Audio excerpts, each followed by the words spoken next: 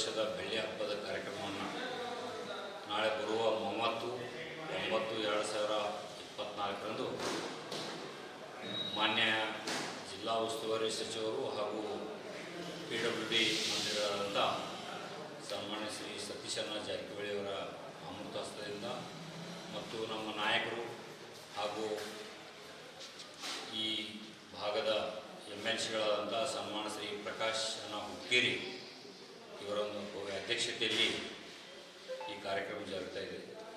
ವಿಶೇಷವಾಗಿ ಒಂದು ಮಂಟಪ, ಸಿದ್ದೇಶ್ವರ ಮಂಟಪ ಅಥವಾ ಸಿದ್ದೇಶ್ವರ ಭವನ, ಇದರ ಉದ್ಘಾಟನೆಯನ್ನು ಕೂಡ ಈ ಭಾಗದ ಶಾಸಕಿ ಕುಮಾರಿ ಪ್ರಿಯಾಂಕಾ ಜಾರಕಿಹೊಳಿ ಅವರ ಹಸ್ತದಿಂದ, ಸಂಸದರು ಇವರ ಹಸ್ತದಿಂದ ನೆರವೇರ್ತಾ ಇದೆ.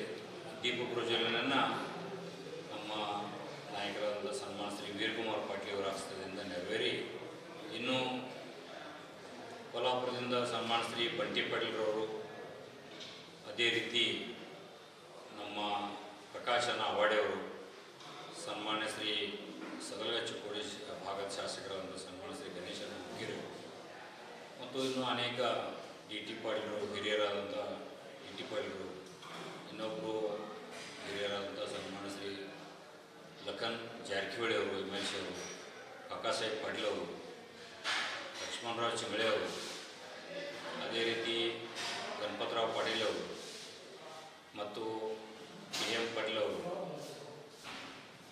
ಘಾಟಿಗೆ ಗುರುದತ್ ಸಕ್ಕರೆ ಕಾರ್ಖಾನೆ MD ಆದಂಥ ಘಾಟಿಗೆ ಅವರು, ಸಂಜಯ್ ಹೊಸಮಠ ಅವರು, ನಮ್ಮ ಮಿತ್ರರಾದಂಥ ಡಾಕ್ಟರ್ NA ಮಗ್ದುಮ್ ಅವರು, ಅದೇ ರೀತಿ ಅಡ್ವೊಕೇಟ್ ಆದ ST ಮಂಗಳೆ ಅವರು, ಎಲ್ಲರ ಮಾನ್ಯರ ಒಂದು ಉಪಸ್ಥಿತಿಯಲ್ಲಿ ಕಾರ್ಯಕ್ರಮವನ್ನು ನಾವು ಜರುಗಿಸ್ತಾ ಇದ್ದೀವಿ.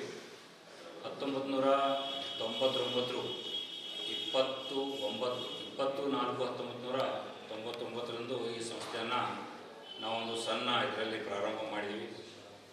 ಇದರ ಉದ್ದೇಶ ಇಷ್ಟೇ, ಗಡಿ ಭಾಗದಲ್ಲಿರ್ತಕ್ಕಂಥ ರೈತರು, ವ್ಯಾಪಾರಸ್ಥರು, ಉದ್ಯೋಗಸ್ಥರು, ಯುವಕರಿಗೆ ಶೈಕ್ಷಣಿಕ ದೃಷ್ಟಿಯಿಂದ, ಎಲ್ಲ ದೃಷ್ಟಿಯಿಂದ ಸಮಾಜದ ಮೇಲೆ ಹೇಳಬೇಕು, ಸಮಾಜದ ಜನರಿಗೆ ಇದರಿಂದ ಉಪಯೋಗ ಆಗಬೇಕಂತಕ್ಕಂಥ ಒಂದು ಒಳ್ಳೆಯ ವಿಚಾರವನ್ನು ಇಟ್ಕೊಂಡು ನಮ್ಮೆಲ್ಲ ಸಂಚಾಲಕ ಮಂಡಳಿ ಸದಸ್ಯರ ಸಹಕಾರದಿಂದ ಈ ಒಂದು, ಅದೇ ರೀತಿ ಊರಿನ ಎಲ್ಲ ಸದಸ್ಯರು, ಹಿರಿಯರಾದಂಥ ಎಲ್ಲ ಗಣ್ಯಮಾನ್ಯರ ಸಹಕಾರದಿಂದ ಈ ಸಂಸ್ಥೆಯನ್ನು ಪ್ರಾರಂಭ ಮಾಡಿದ್ವಿ.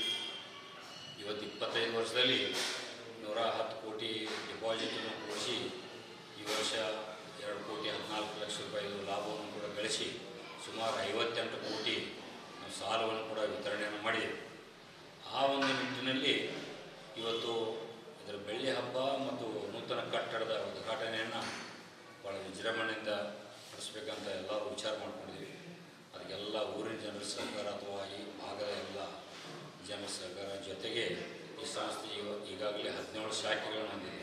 ಆ ಎಲ್ಲ ಪರಿಸರದ ಜನರ ಒಂದು ಏಳಿಗೆ ಆಗೋ ದೃಷ್ಟಿಯಿಂದ ಅವರೆಲ್ಲ ಸಹಾಯ ಸಹಕಾರದಿಂದ ಈ ಒಂದು ಉದ್ಘಾಟನೆಯನ್ನು ಮಾಡಿ ಮುಂದೆ ಸಂಸ್ಥೆಯನ್ನು ನಡೆಸ್ಕೊಂಡು ಹೋಗಿ ಇದರ ಲಾಭ ಇನ್ನೂ ಹೆಚ್ಚಿಗೆ ಈ ಭಾಗದ ಜನರಿಗಾಗಲಿ, ರೈತರಿಗಾಗಲಿ, ಮುಖ್ಯ ಅಂದರೆ ರೈತರಂದರೆ ದೇಶದ ಬೆನ್ನೆಲುಬು. ನಾವು ಅವ್ರಿಗೆ ಮೊದಲು ಆರ್ಥಿಕ ಸಹಾಯ ಮಾಡಿದರೆ ಅವ್ರ ಮೇಲೆ ಹೇಳ್ತಾರೆ ಅಂತಕ್ಕಂಥ ಮಾತನ್ನು ನಾವೆಲ್ಲರೂ ಮನಗಂಡು ಈ ಒಂದು ಸಂಸ್ಥೆಯನ್ನು ಪ್ರಾರಂಭ ಮಾಡಿದ್ದೀವಿ.